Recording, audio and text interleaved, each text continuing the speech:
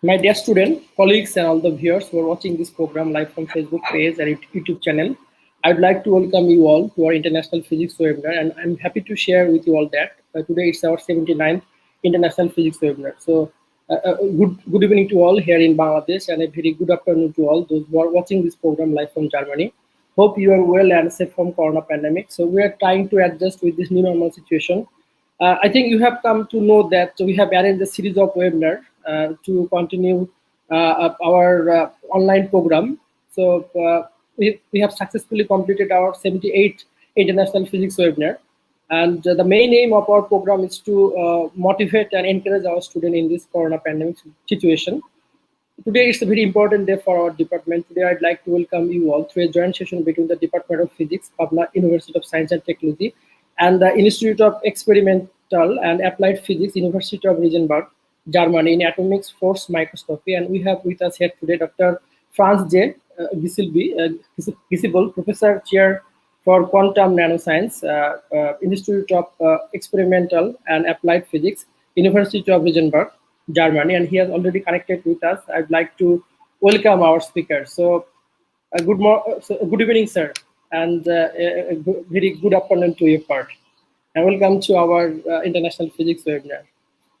Thank you very much, Pretam, for the invitation to do this. And welcome to whoever is listening. I can't see you, but I hope you will enjoy the journey. We're going to go on a journey together, and a journey into the picospace, and a journey into the very small of atoms, and even more or less beyond atoms. I mean, a little bit inside. So it's a great pleasure for me to do this here. So, for instance, I think it's now about 8 years ago, I was invited to a meeting in Brazil, which was organized by students. So the students were looking for speakers all over the world, and they were given a budget, and they were inviting people. And one of the students, actually the one who invited me, I thanked him, oh, thanks, Professor such and such. And he replied, no, I'm not a professor, I'm a student. And he actually later came to Europe to do a PhD in the field of atomic force microscopy. So I thought that's really exciting. And that's why I immediately agreed to give this talk here. And I'm looking forward to it, and interested in what you may think about this field of study.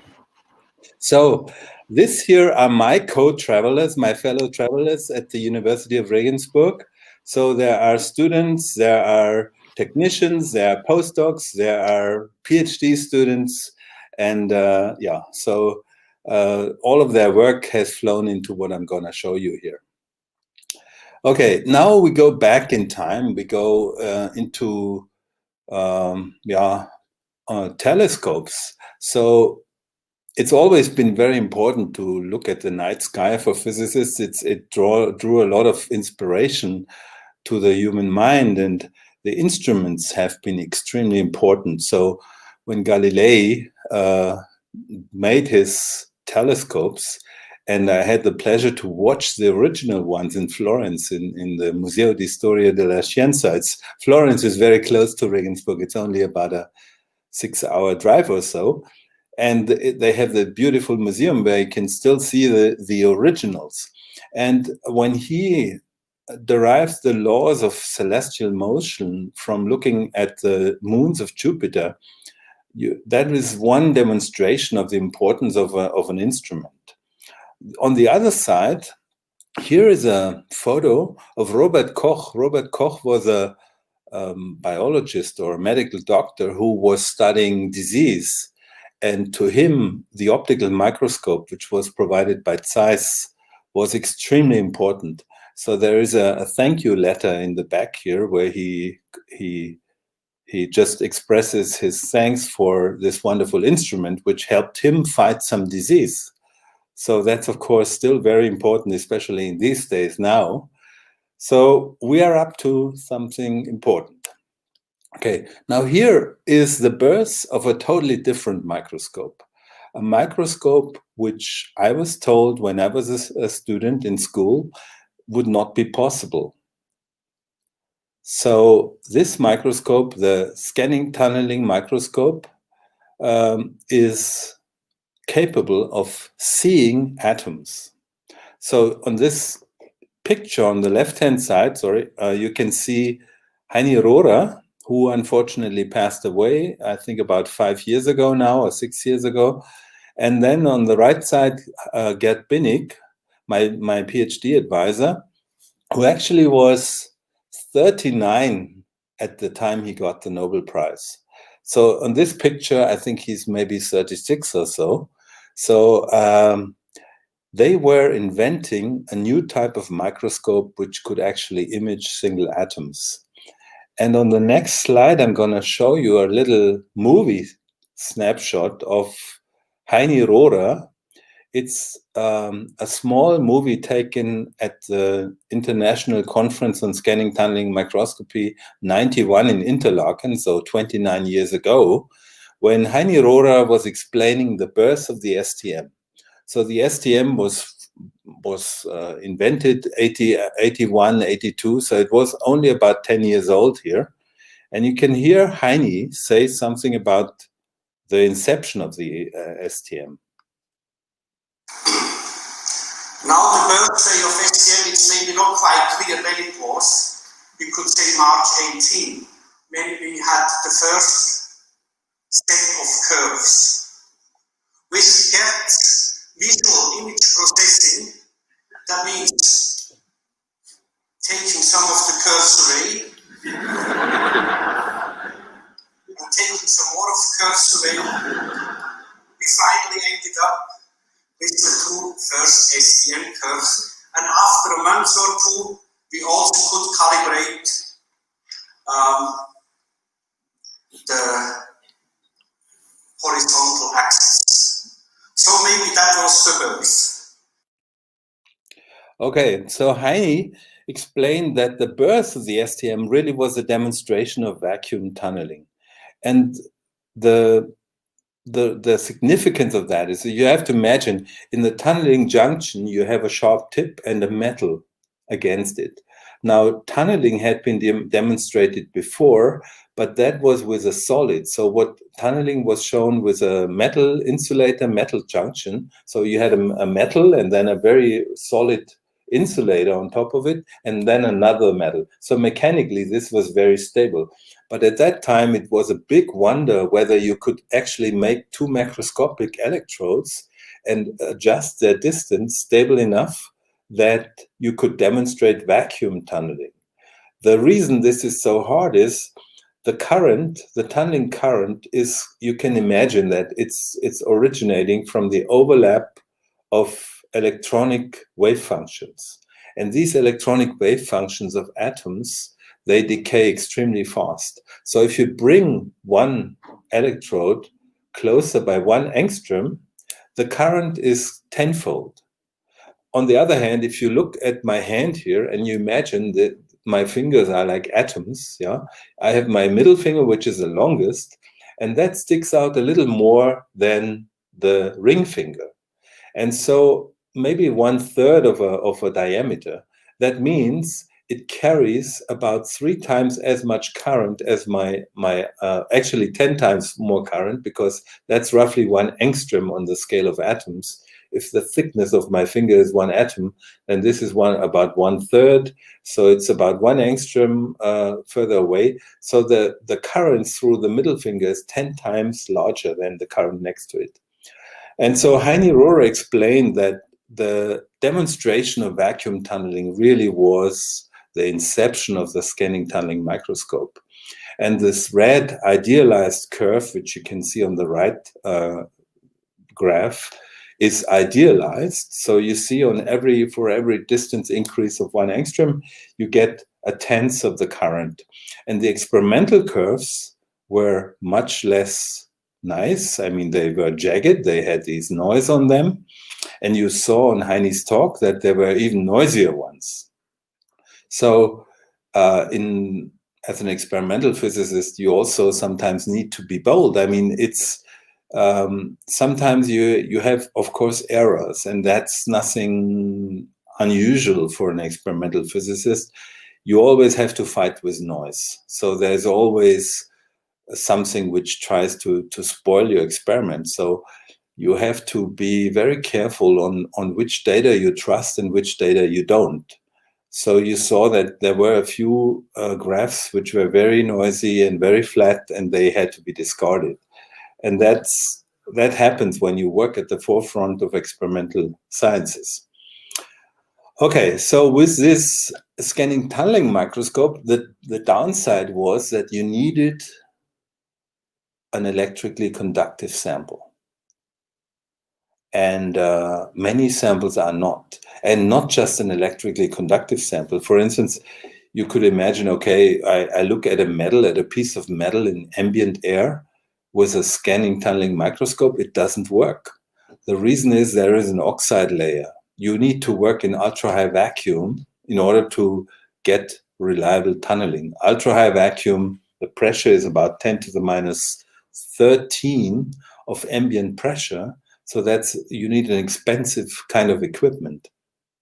And therefore, the atomic force microscope, which uses a similar principle as the STM, but it mechanically profiles a sample. So if you again look at my fingers here as atoms, we are now profiling it mechanically by just having a little stylus. Now, in this respect, this was nothing new, because the so-called stylus profilometer had been in existence since quite a while. But what was really new here was the idea that one could take this to the atomic limit. So in this Physical Review Letters publication, which by the way is now cited, I think something like 11,000 times. So this first demonstration of the atomic force microscope, which was published in March 1986 in Physical Review Letters, is, I think, the most highly cited experimental article in Physical Review Letters. And Binny, Quaid, and Gerber made this demonstration and claimed that one day it should be possible to see atoms with this microscope. So the reason why the affiliation is a little strange. I mean, Binny got his Nobel Prize when he was in IBM in the research lab in Zurich in Switzerland. And here it says Edward Ginston Laboratory in Stanford. So when it was, Binny got his Nobel Prize in the fall of 1986, but it was already clear that it was a big invention, the STM, and it was very hard to find peace and quietness in Röschlikon.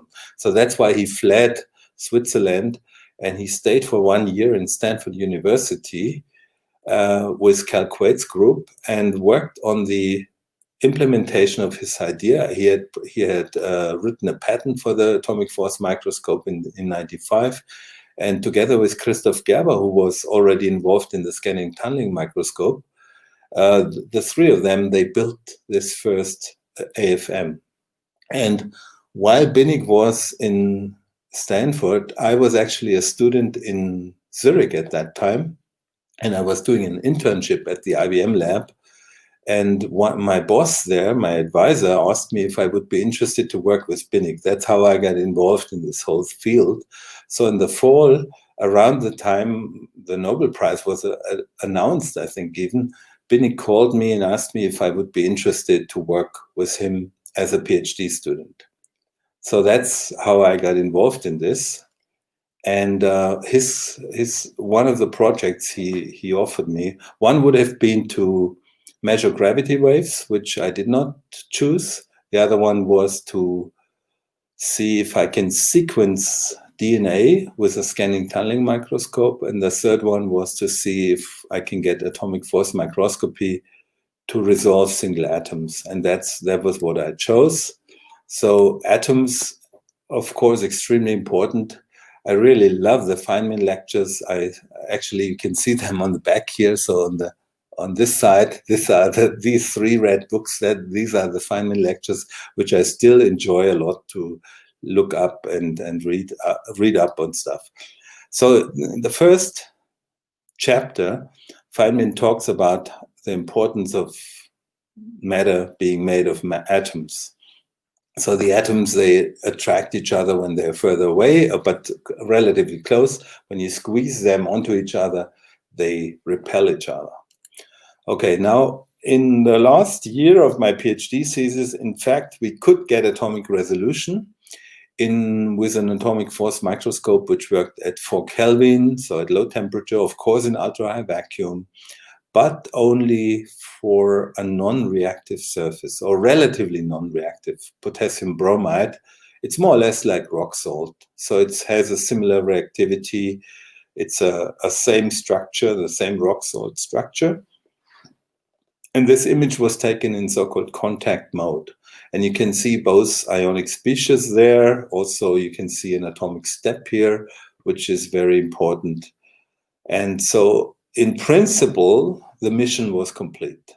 But the sample which had brought the breakthrough for the STM was silicon. So the resolution of silicon was considered like a touchstone of the versatility of the force microscope as a tool for surface science.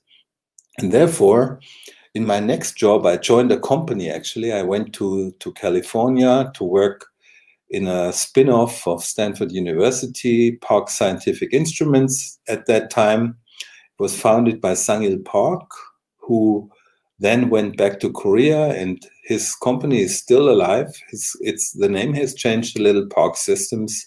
It's now on the stock market, and it's very successful doing atomic force microscopes for industrial applications, but also for science. Okay, so the challenges we found there, and the reason why it was at that time impossible to image silicon, was that the atomic forces are concealed behind much stronger van der Waals forces. So if you imagine you have your tip again, you have a very strong van der Waals attraction. You cannot turn that off. It's ever present. Van der Waals attraction is what keeps geckos running up the walls. It keeps the dust on the windows, for instance. So it's a force which is ever there, which is everywhere. And another challenge is this force, the total force. So the force is a sum of van der Waals and atomic forces, but to make things even worse, it's not monotonic. So first it's attractive, then it turns repulsive. And that's difficult to establish a feedback loop. Because if you go back to the tunneling microscope, we had this nice line which was monotonic, which means in the case of the tunneling microscope, if the current gets too high, you just pull back the tip. If it gets too low, you approach the tip. You don't have this monotonic relations in the AFM. And then thirdly, it's also much harder to measure forces. So currents are relatively easy to measure. You just have an operational amplifier and a resistor, and you have an excellent current meter. But forces are much more difficult to measure. If you look at the price of balances, for instance, it goes up with the resolution, with the mass resolution, and that's because the forces are. It's hard to measure small forces. Okay. So how can you beat these challenges? There's a way. It's called frequency modulation atomic force microscopy. So this is a way where you, instead of measuring a static deflection of a cantilever, you bring the cantilever into oscillation, and then you measure the frequency shift, the frequency change. So this method was introduced by Albrecht, Rugar, Grütter, and Horn, and also by Dürek from IBM Rüschlikon. So they found a way to, rather than measuring a static deflection, measure a frequency shift. They used this for magnetic force microscopy initially, and a few years later, we tried this method at Park Scientific Instruments to try to get atomic resolution on silicon. So this is the result. It was using a slightly different cantilever than the ones we used before. So here it's a so-called piezo-resistive cantilever. It changes its resistance upon bending. So if this cantilever is bent, there is only half of the height is doped. And so this doped part of the cantilever changes the resistance when you strain it, the piezo-resistive effect.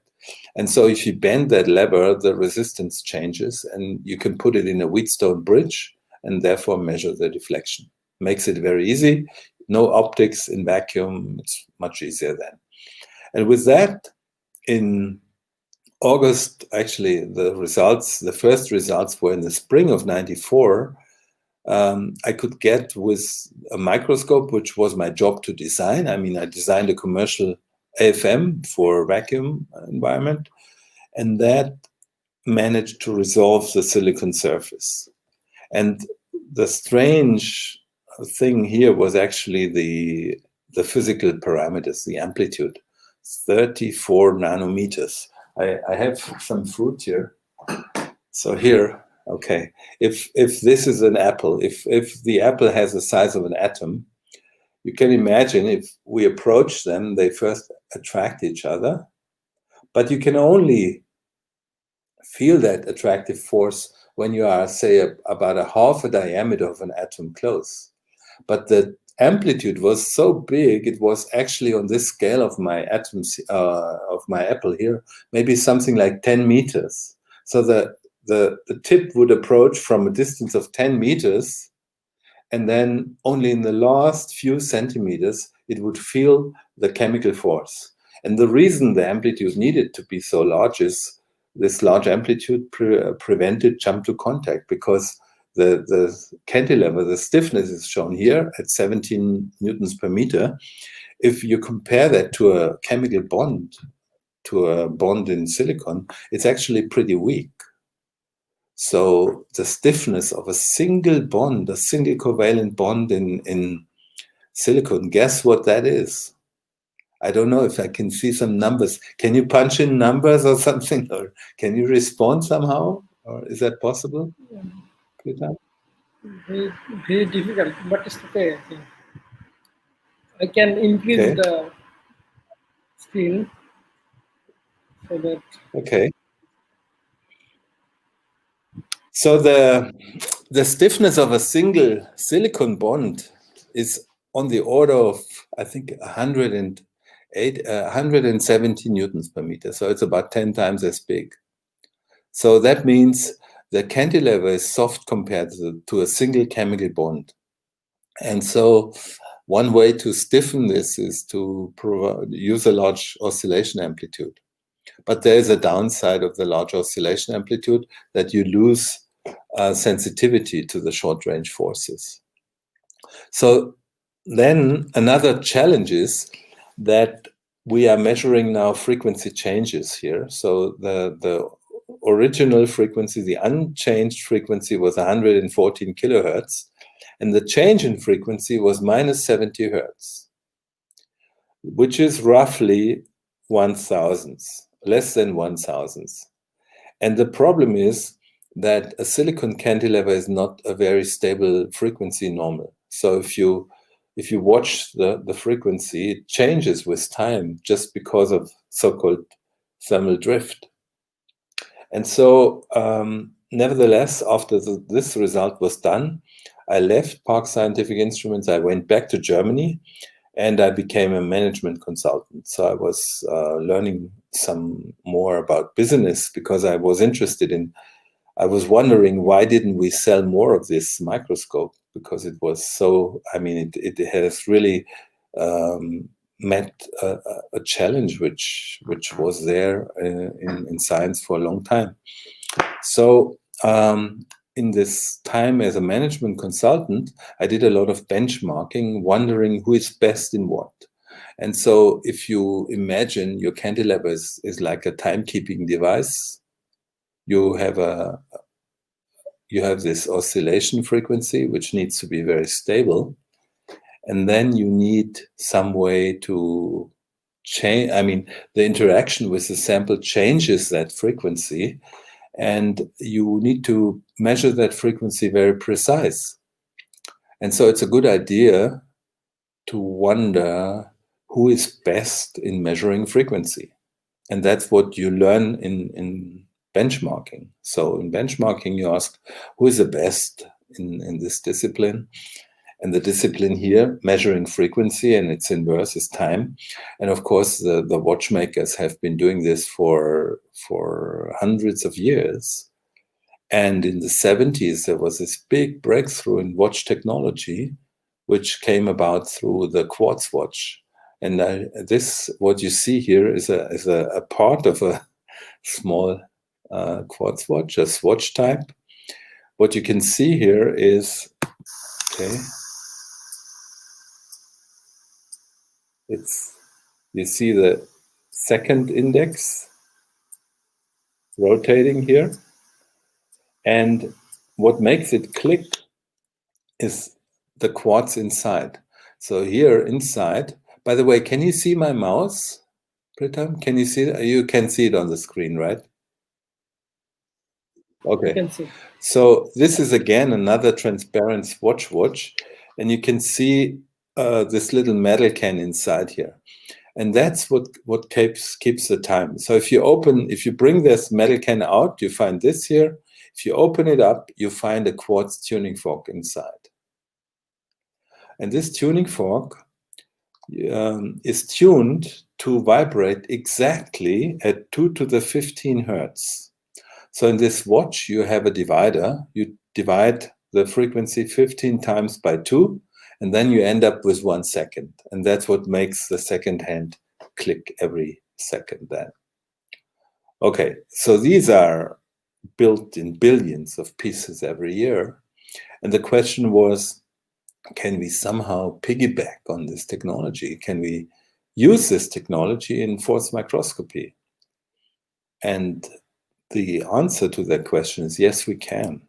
So here is now the old cantilever. This is the piezo-resistive silicon cantilever with its stiffness of roughly 20 newtons per meter. And now we have the quartz tuning fork, which is reformed to a cantilever. I mean, we are no longer using a tuning fork. That's very important. So one of the prongs here is actually fixed. It's glued to some ceramic substrate here, and one prong is free to move. It has a tip at the end, a metal tip, and that metal tip allows you to probe a surface. And if you compare the physical parameters, you have about 100 times stiffer, higher stiffness. You can use amplitudes which are much smaller. Actually, we can go down to 5 picometers or so in the amplitude. So it's only a fraction, a percent of an atomic diameter or so we can now go down to, which is amazing and very helpful to filter out the short-range contributions of the forces. In terms of materials, we just added a little oxygen from silicon to silicon dioxide, but of course it's crystalline, so it's quartz. And the quartz has two nice physical properties. First, it's very stable with temperature changes in terms of its frequency. So if you bring this watch, typical quartz watch, if you change the temperature by 0, I think about, you can change the temperature by 15 degrees centigrade, and that changes the time by 1 second per day. So that's incredibly precise. And the other nice property is it's piezoelectric, which means if you put metal electrodes on it, you just need an amplifier. Here it's connected through these metallic joints, and then you can measure the deflection with a purely electrical way, which is a lot easier than putting an optical beam here and adjusting all that. Okay, so what can we do with that? This is revisiting silicon. Now you see the image is much nicer than the one I showed you before, and this orange one I showed you before. And surprisingly, every atom here, although it should look like a single peak, every atom has a dual peak here. That came as quite a surprise. And the explanation was that we have a tip which has two orbitals exposed to the sample. So the bottom here shows us the sample atom. The blue thing here, that's the dangling bond of the silicon surface atom. And it's interacting with two dangling bonds of the tip atom.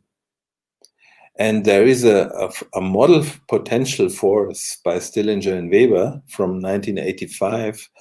So they proposed a model for an interaction of silicon, which includes also the angles. So it's not just modeling the distance dependence, that you have attraction and then you have an equilibrium and then repulsion, but it also works the angles of the neighboring atoms and makes sure that you get this covalent tetrahedral bonding pattern.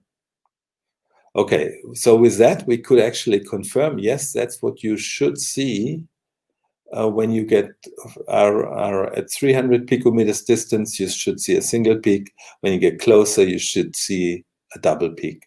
And when the front atom is tilted a little bit, one of them should be brighter than the other, like you see in the experimental image here.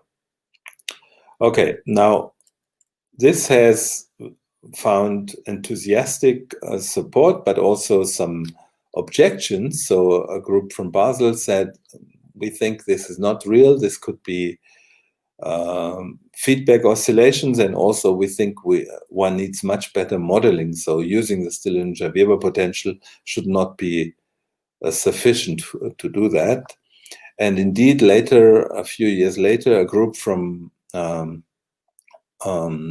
America in Salt Lake City confirmed by density functional calculations that yes, you do see this kind of split orbitals when you get close with such a tip.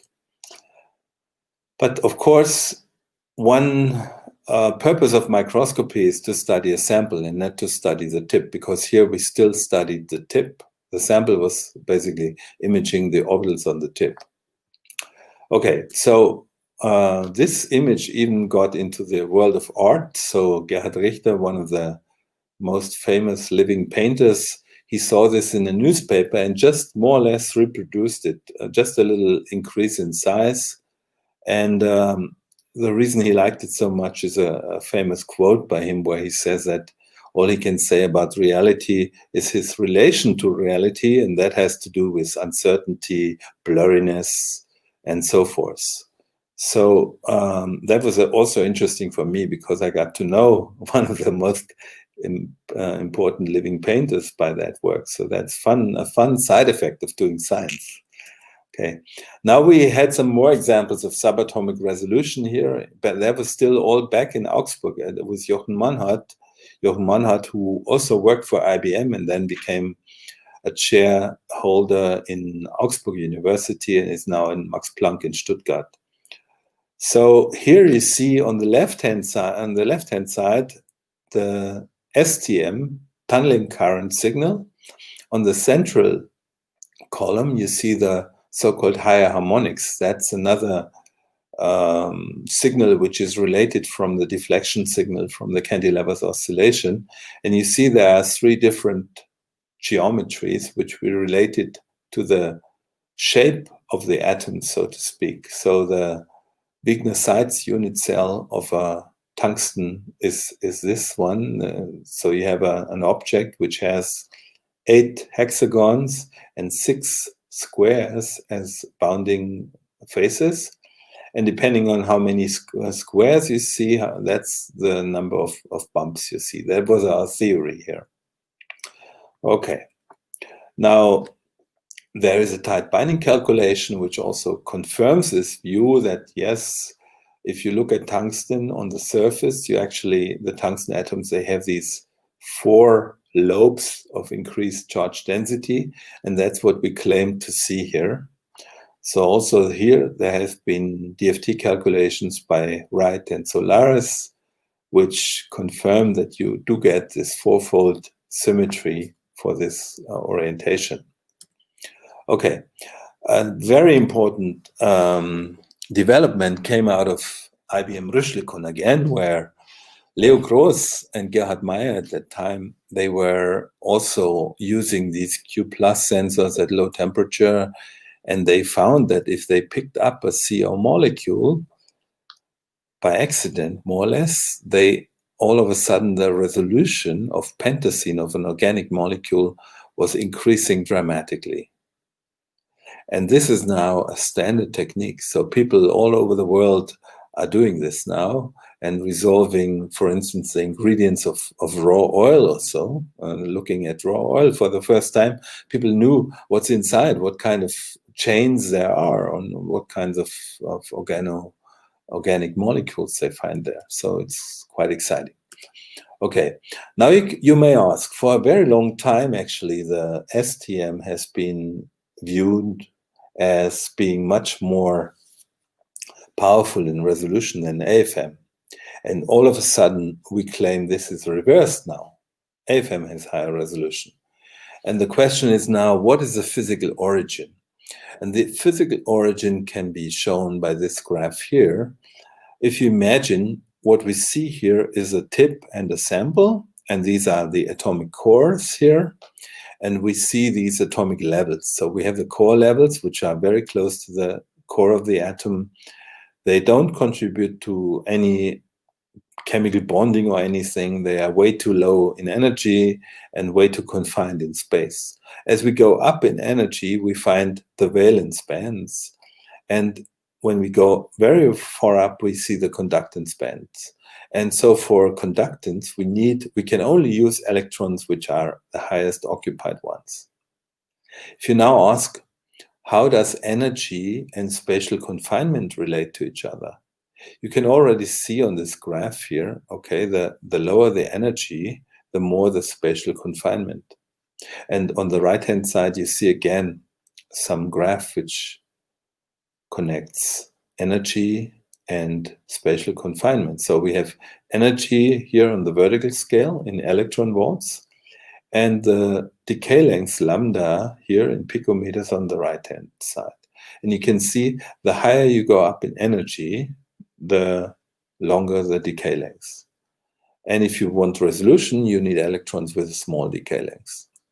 So if you now bring two solids together, actually the valence electrons are talking to each other. And that's why we get a higher spatial resolution with the AFM. That's a handshaking or hand-waving explanation. Okay, now the physical process or the physical mechanism of this high resolution here with CO tip is, as has been found out by Nikolai Moll. Nikolai Moll is here one of the authors of this paper. He's a theorist, and he calculated by density functional theory that the CO molecule is very inert, chemically very inert. So it more or less acts like a noble gas atom. It doesn't like to form a bond. It only interacts by repulsive interaction. It's also spatially very much confined. I mean, the size of an oxygen atom on the order of one angstrom, while a metal atom is on the order of 2.5 angstroms. So this is not to scale here. The gold atom here is about 2.5 times bigger than the oxygen here. So you have a very small, a very sharp finger which probes your sample. Okay, now we use the carbon monoxide molecule on the surface to look at our tip. So we reverse the situation. So carbon monoxide is known to stick to copper 111 in an upright position. So it bonds with the carbon, exposes the oxygen, and that's a brilliant probe to check out our tip. So we did this experiment. This was in Regensburg already, where on the left-hand side you can see a movie of the current, the tunneling current. On the right-hand side, you can see a movie of the frequency shift. And as you can see, the image of the frequency shift is much sharper than the one of the current. Okay, now we also found other symmetries. So that's the one I just showed you. And then we found this symmetry where in the current column, it's the same basically. in the frequency shift, or then transformed into force, we see 2 minima here. And on this other tip, we see 3 minima. And this result, because the size was the same for the current in all 3 cases, we assumed that we have a single atom tip in each 3 cases. So this was our assumption. Sorry. We have a front end atom 1 in all 3 cases. The only difference is the back layer. So in one case, basically we look to the square of the Wigner side cell of the tungsten atom. Here we look on a 110 direction, and here in a 111 direction. And using this, by the way, using this carbon monoxide terminated tips, then we could also improve the resolution on silicon. So this is again the result from '95, which was done at Park Scientific in California.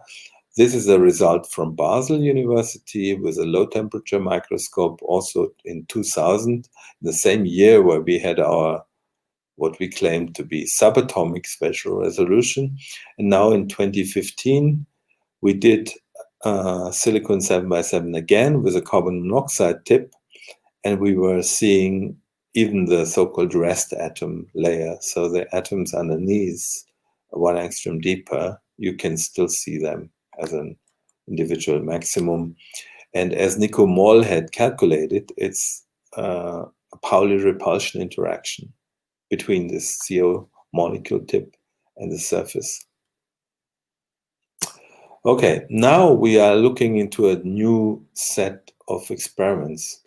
Iron on copper. It's been very popular with the so-called quantum corral by Cromie, Lutz, and Eigler, where they arranged 48 iron atoms on a copper surface, and the iron atoms appear pretty large here. Actually, the size of this ring is enormous. It's 14 nanometers, and the single iron atoms appear very large here. So we were now starting out with 3 individual iron atoms, and using atomic manipulation by pushing this one up here and then pushing this one here. So here, that's actually 3 iron atoms. But you see the STM images them more or less like before. The only change is the height. So it does appear higher if you compare the monomer, the dimer, the trimer. Every time you add another atom, your height goes up by about half an angstrom. Okay, now we look at this with an AFM. So again, in the top row, we see the STM data. Here we see an AFM data with a CO tip, with a carbon monoxide tip. And we see we have 2 iron atoms here, 3 and 4. The reason why they appear as rings was not clear to us in 2015. It took us a little longer to find that out, but we know that now. And we could, you can also see, by the way, the copper substrate atoms here. So these dark spots, that's a copper surface. Okay, now we can see where the iron atoms attach and combine that with density functional theory. And we found, for instance, for the trimer, there is a number of different possibilities to put the trimer on the surface. The one I'm showing here is actually not very stable. You can rotate that one. If you put it, this is wrong. This is the most stable one. You cannot rotate this one, but we also found some where the trimer sits on a different location, and then we can rotate it easily. Okay, but what we found out here is that this data here is actually more or less a reverse picture of what we had seen before. And in this paper, we knew that we had a wrong interpretation in the previous science paper. So here, we don't have 1 atom at the front, we actually have 2 atoms. Although the STM data looks the same, although the two atoms are pretty far apart, the STM current looks still more or less round. I mean, there's a little oval shape, but it's almost perfectly round. While in the fourth channel, you clearly see that there's something different.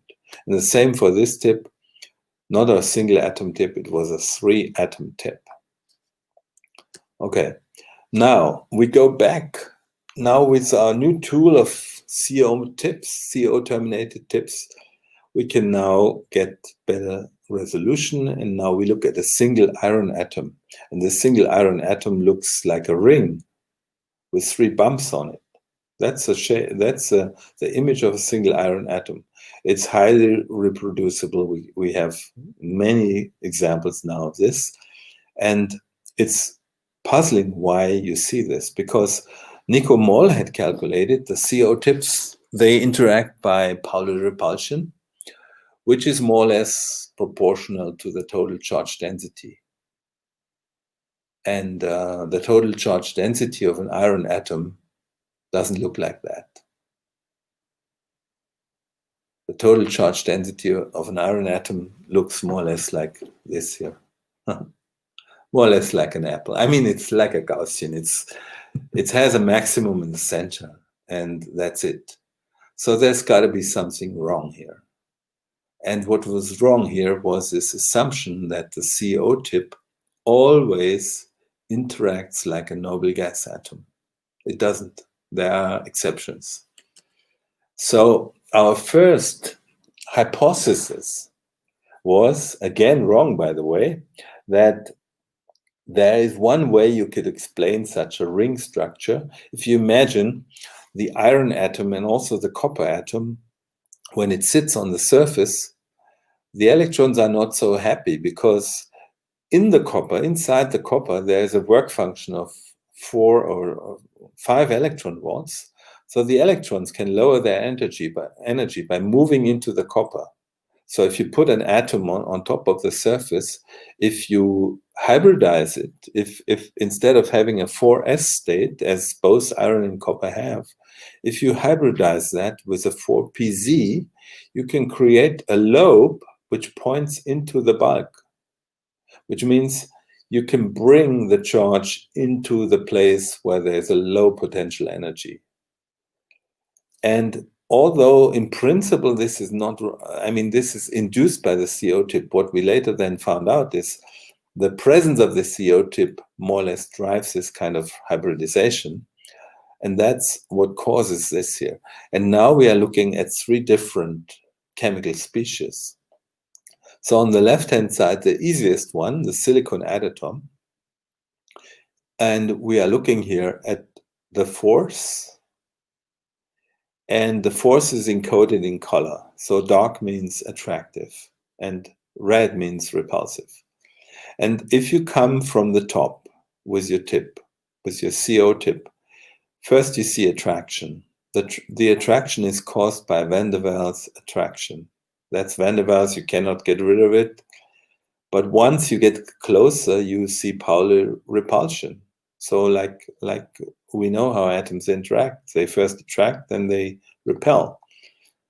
In the case of copper, it's much more complicated. We see the Van der Waals attraction again. It's a bit stronger than for silicon. 25 piconewtons is the minimum. But then also it gets repulsive. But only in the center. If we go a little bit out by 2 angstroms, we see the Van der Waals attraction isn't getting so strong, and we run into repulsion pretty soon. And similar happens for iron, except in iron we even get this barrier here. So in iron we approach attractive, repulsive, strongly attractive in the center. And by the way, of course, finally it will be repulsive again. But this is, if you look from the top side on this, you see the silicon atom like a bump all the time. DFT calculation, density functional theory, confirms this. The reason this is 6-fold symmetric is just the data. I mean, we cannot have an infinite amount of pixels. DFT, it takes a long time. Therefore, here it's chosen in hexagonal symmetry. Okay, but here you see what happens for copper. You see this ring, this repulsive ring, and then attraction inside. For the iron, you see again the repulsive ring, but you see 3 bumps on it, as like in the experiment. And the 3 bumps are caused by the lattice underneath. I mean, their orientation is caused by the lattice underneath. These are our DFT colleagues who did these calculations. So what they found is on the top row, we start out with silicon.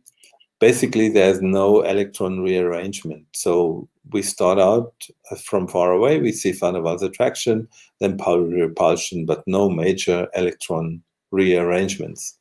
For the case of copper, we see some strong rearrangement here.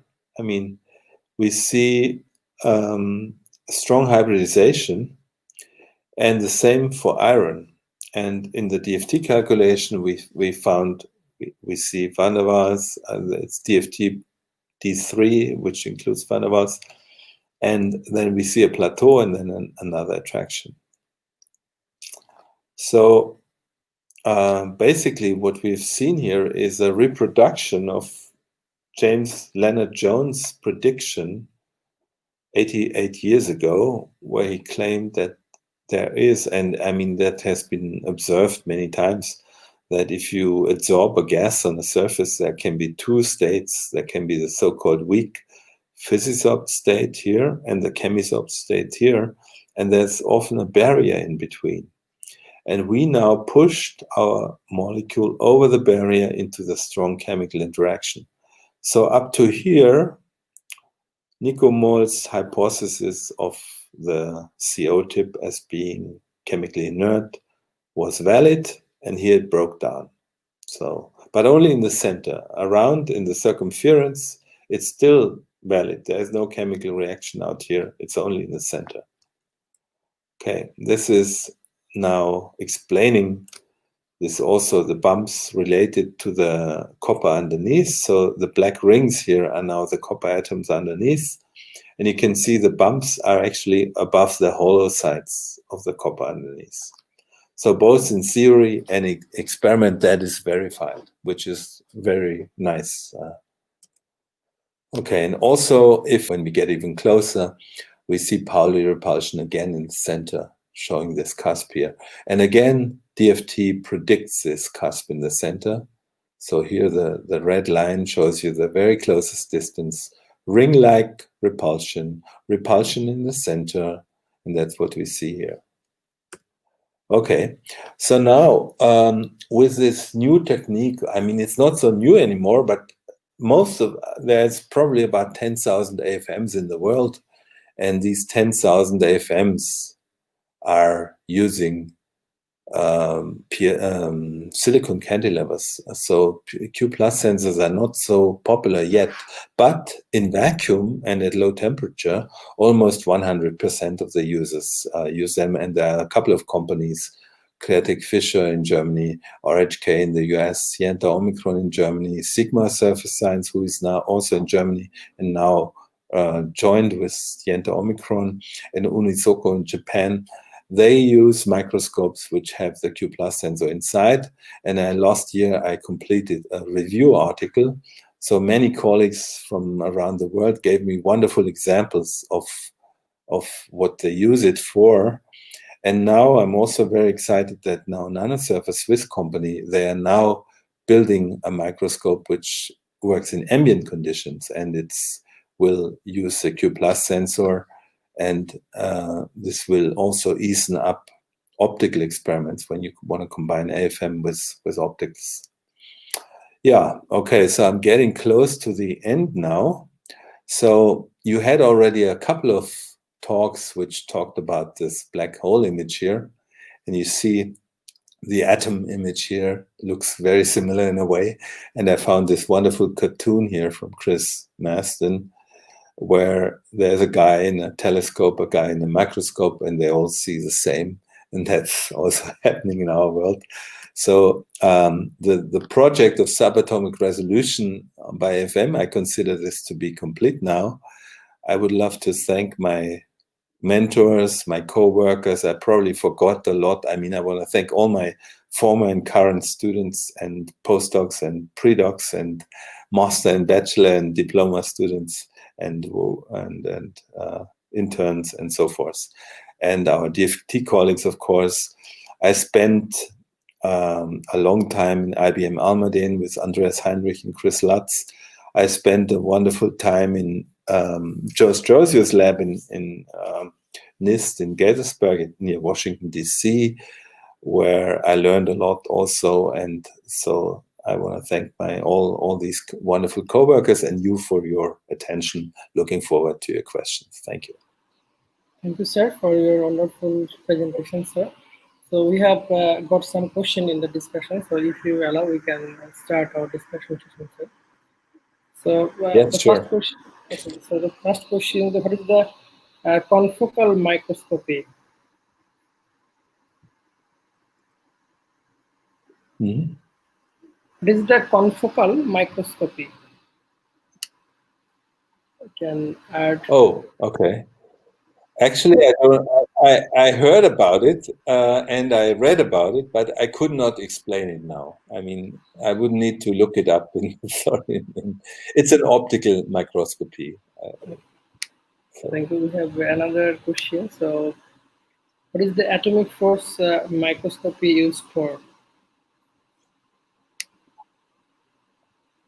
Oh, well, I mean, I showed you a few examples. The examples I showed you are all kind of exotic, but it's used in material science, in biology, in chemistry, in engineering. It's used whenever you want to know the structure of the surface. And on the stuff I showed you here, I mean, when you are interested about the reactivity as a function of atomic position, for instance, then you want to use an atomic force microscope. If you want to reveal the structure of an object which doesn't conduct electricity, then the atomic force microscope is a good candidate. Thank you, sir. So, there is another question in inbox. So what is quantum coral? What is quantum coral? What is a quantum coral? Okay, I go back to this image from Lutz and Eigler. So this here is, what we see here is the surface of copper. And copper has a so-called surface state. What that means is the electrons can travel about on the surface. They can surf like an ice skater on an ice rink. They can float around the surface. They don't go into the surface. They slide along on the surface. Now, if you confine them by putting a ring of atoms, of these iron atoms around, they are blocked.